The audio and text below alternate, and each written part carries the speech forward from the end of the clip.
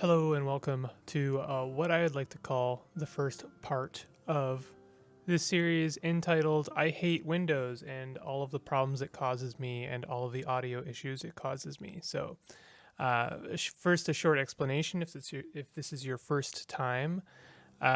Basically, via one reason, I don't know, arbitrary reason or another, Windows likes to switch my audio input and sometimes it's really bad, sometimes it's not so bad. This time it was really bad. So basically, I didn't realize that my audio on my mic was switched until I had recorded about 8 episodes, and there was unfortunately a lot of plot, if you could call it that, in this series. So I'm going to go through it. What you're seeing is going to be a abridged version of all of the stuff that happened with my post narration. It sucks, but I actually think that some of you will be very happy about this in some ways because I've already been asked to do editing because there is a lot in CUD and not all of it is relevant to the plot.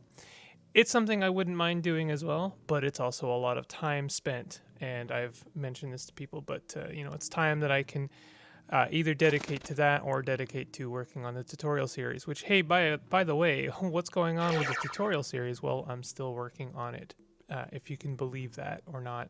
I know it's been months at this point, but part 9 was extremely dense, and it's taking a lot of time to edit. So there's your update and your reasoning for what's happening right now. You still get CUD sounds, which is pretty nice. Yeah, that part wasn't destroyed. So, but anyway, this is probably I don't know. This episode, you'll figure out why I titled it later. But I've broken it up into chapters. Here comes the first chapter. This is going to be the many-dimensional invaders.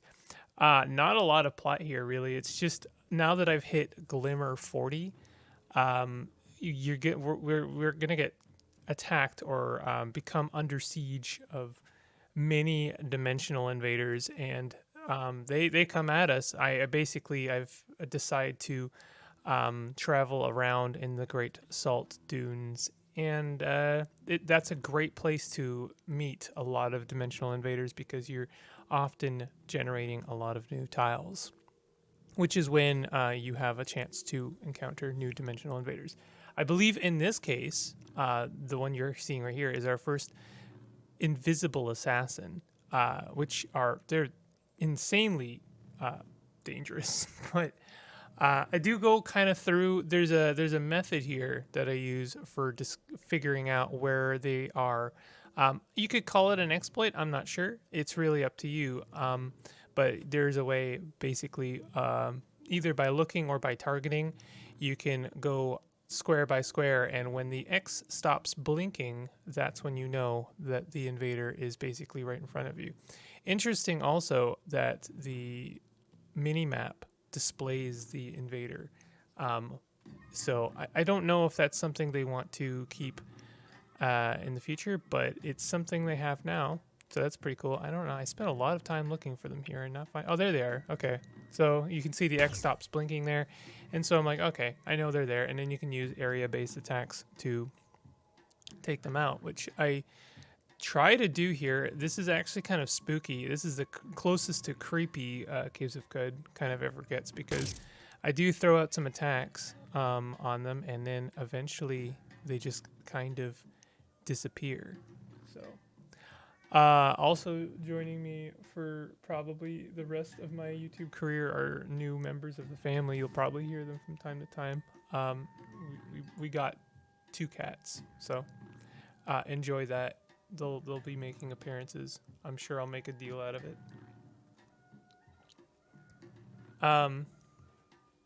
Probably should have edited this down, but I wanted to, I guess, spend a bit of time on this specific invader because it seemed really kind of creepy that they just disappeared. I've never seen that before. I don't know what happened to them. I don't know if they teleported away or I don't know. Maybe they're still there and they're invisible, but I waited a few turns just to see if I was getting attacked, and I wasn't.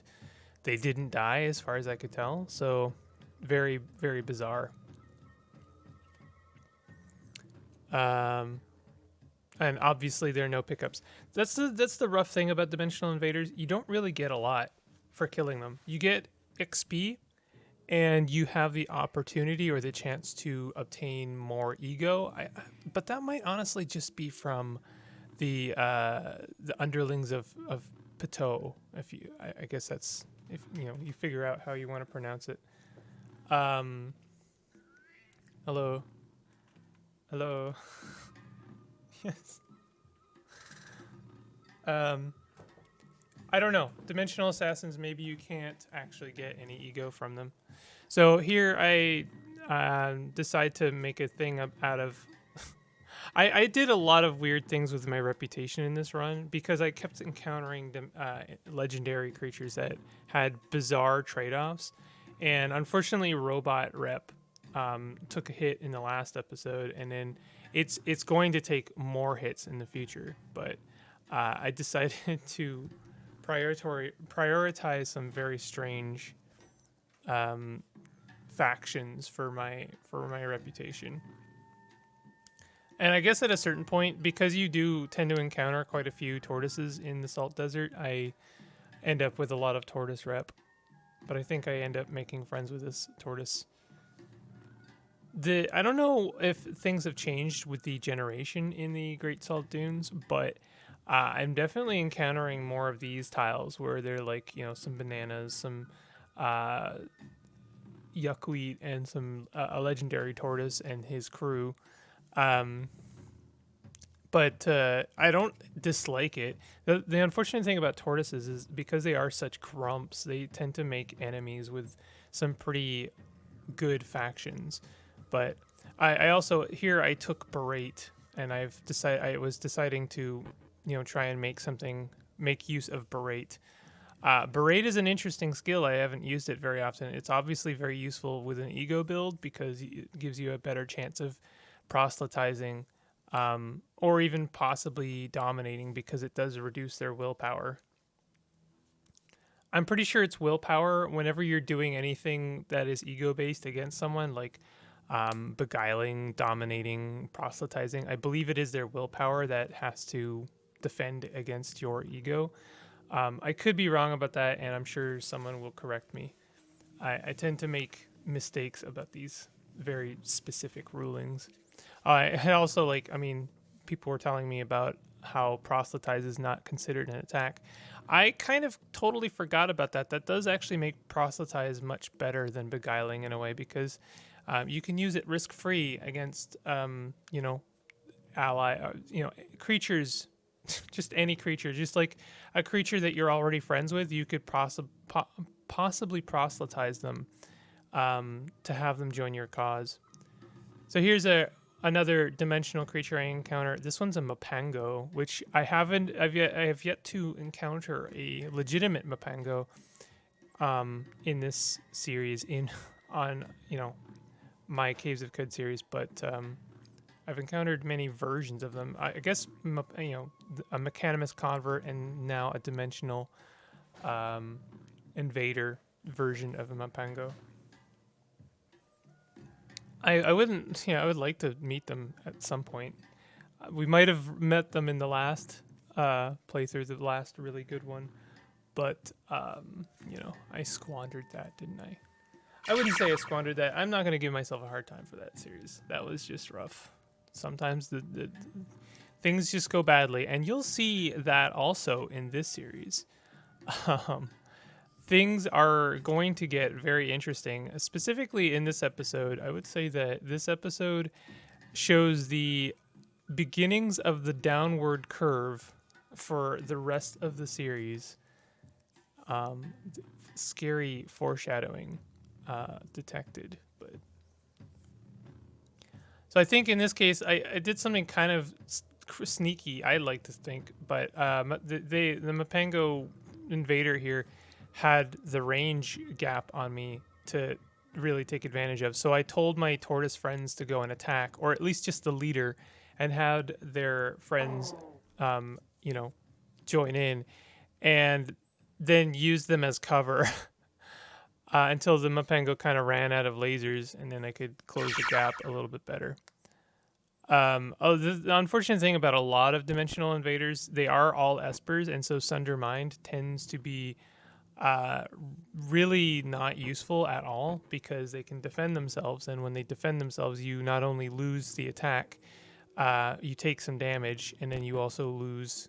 You know, it's on cooldown, so it's just a lose, lose, lose in a way, and Sundermine becomes very useless. So you probably just want to go on the offensive. Area-based attacks are really good because they can't really defend against that unless they have teleportation, which they can possibly have. I think the scariest things, honestly, about Esper invaders is that thing right there, that time space portal, is just a recipe for disaster, as you saw earlier in this character's lifetime.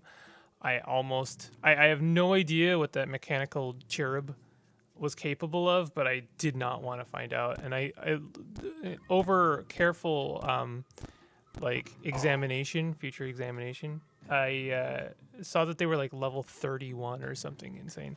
Maybe, I mean, like, you know, who knows? I wish I could have seen where on the map I was. I guess maybe if I'd made a better note of what parasang I was in. I don't know if there was a way to tell that, but. And then here is our last dimensional invader, at least for the time being. And this one was a gunslinger, which was a pain in the butt because they were very smart and decided running away from me was actually a very good idea, which it was, because it meant that I couldn't make use of my force field necessarily. I do think I had a force bracelet that I never made use of, basically ever. But that's me, you know, I lose track of all of the tools I have. And it can end up hurting me. Or killing me. Who knows? This guy doesn't end up being like any problem at all, though.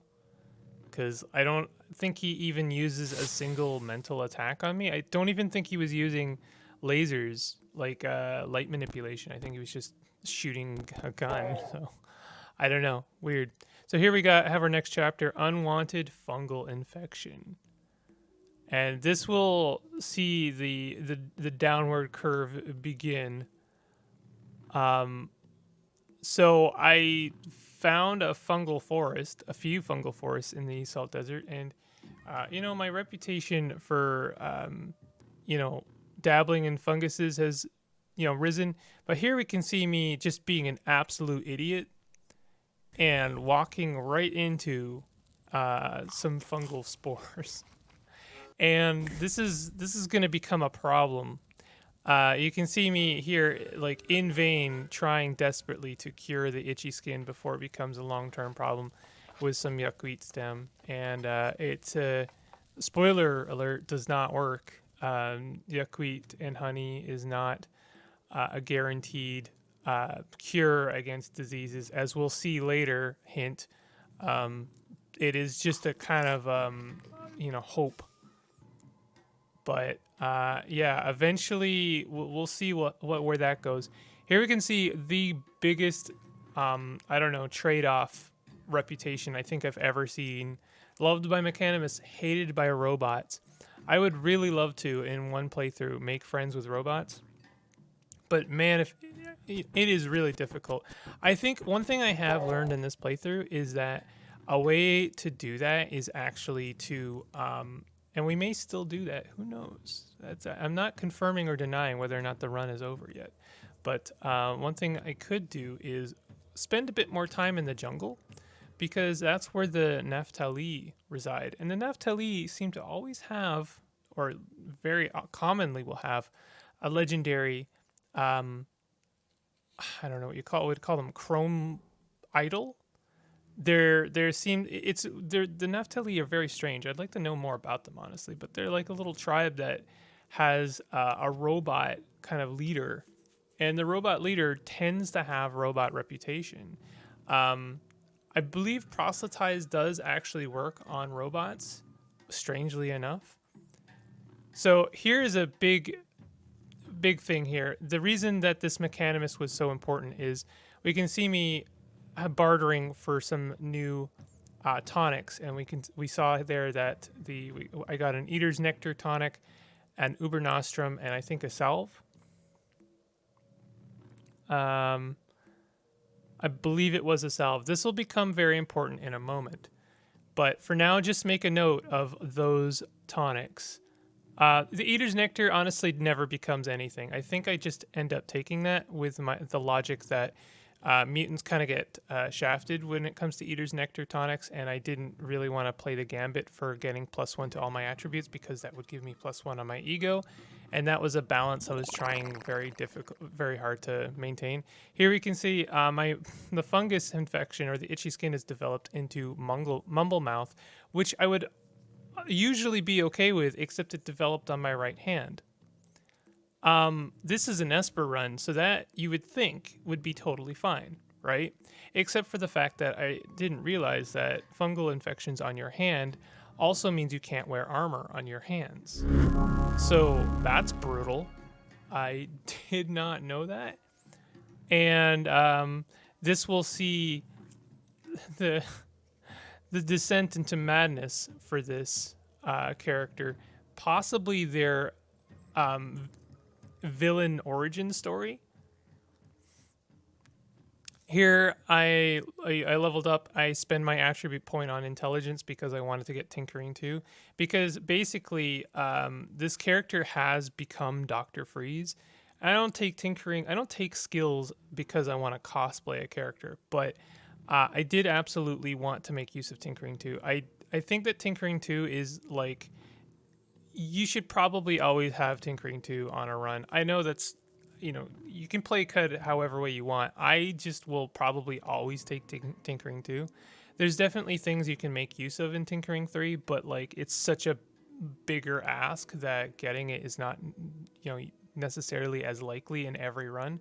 Tinkering 2 is at least doable. It definitely means you have to stretch yourself out a little bit more, but it's doable. There I dump off my books. And I want you to make note of this screen. Just make a note. You don't have to see everything. Okay, so an offer impossible to refuse. What could that possibly mean? Well, the Dromads. The Dromads become a huge plot element later, but we can see here Crystal Gauntlets.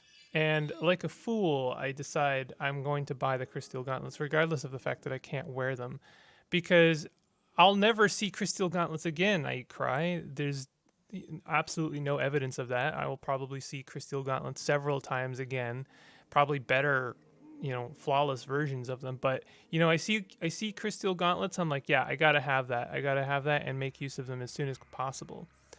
I want this run to go well, so I gotta get the thing while I see it in front of me.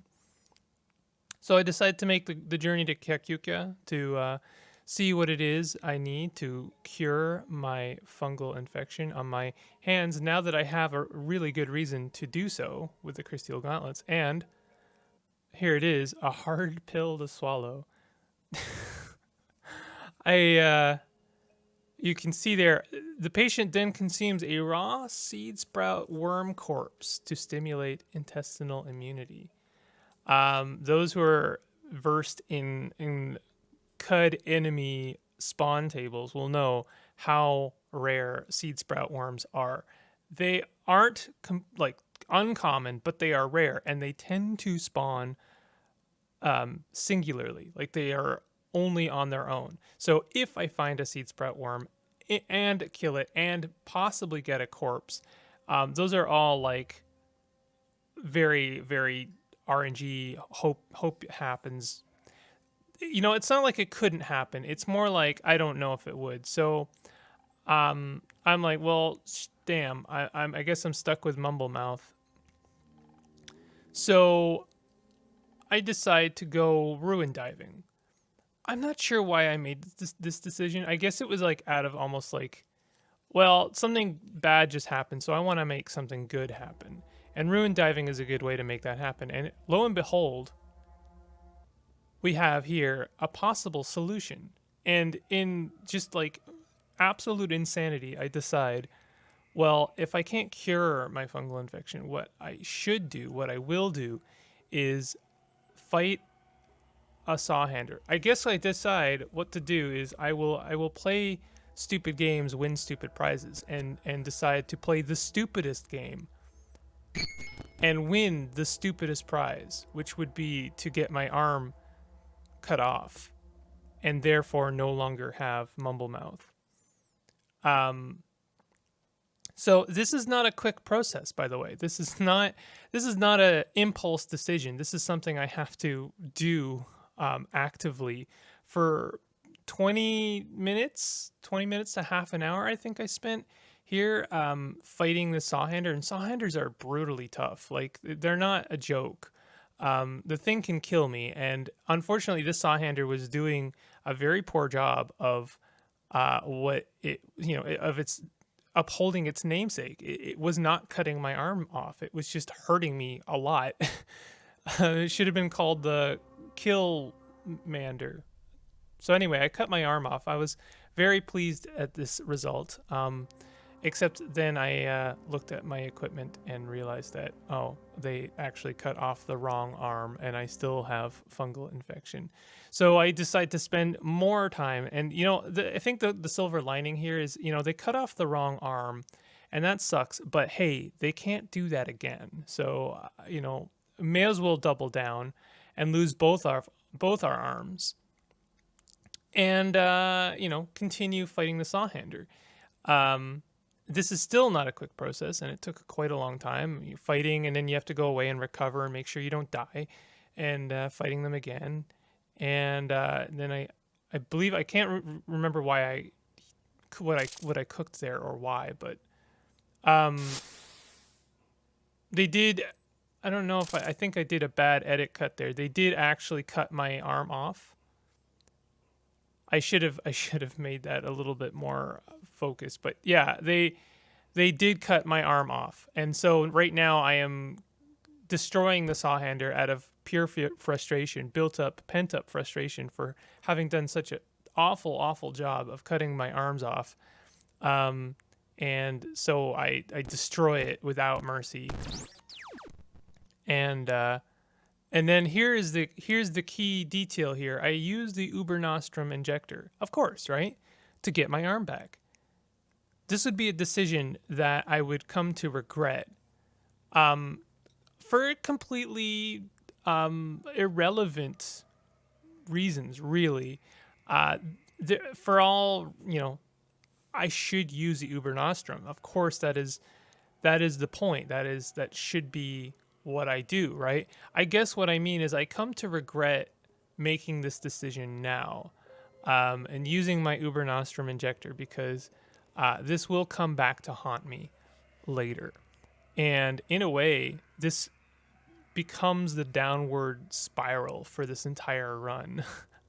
But hey, at least I had Crysteel Gauntlets, right? That's what's important, right? And look at that AV. That's pretty good. 14. That's awesome. Can't wait to find out what happens. How could this possibly go wrong? Make note that Ubernostrum injectors only recover one limb. So I'm still wandering around with one of my arms cut off. So like really is just like super villain origin story here. I have basically become Dr. Freeze, and it we'll see where this goes. This character is going to develop in some interesting ways. If you did like the episode, definitely hit that like button and consider subscribing for more Caves of Qud content. I'll see you guys next time. Take it easy.